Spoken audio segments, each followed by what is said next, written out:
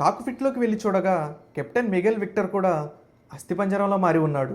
కానీ తన చేతులు మాత్రం విమానం యొక్క కంట్రోల్స్ పై ఉన్నాయి. ఆ ప్లేన్లో పైలట్తో సహా అందరూ చనిపోతే ప్లేన్ సేఫ్గా ఎలా ల్యాండ్ అయింది అని కూడా సందేహాలు రావడం మొదలయ్యాయి.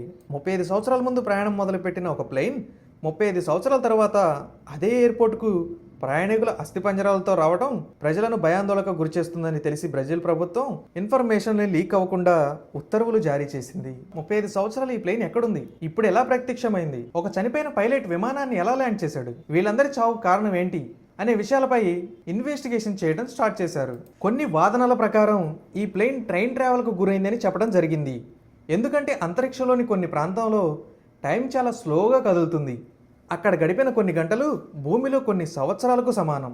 ఇలా టైం ట్రావెల్ చేసి 35 సంవత్సరాలు తిరిగి వచ్చిందని, అందులో ఉన్న ప్రయాణికులు రేడియేషన్ వల్ల మరణించారని వాదించడం జరిగింది. ఇంకొక థియరీ ప్రకారం ఆ విమానంపై ట్రైన్ ట్రావెల్కి సంబంధించిన ఒక ఎక్స్పెరిమెంట్ జరిగిందని కూడా వాదించడం జరిగింది.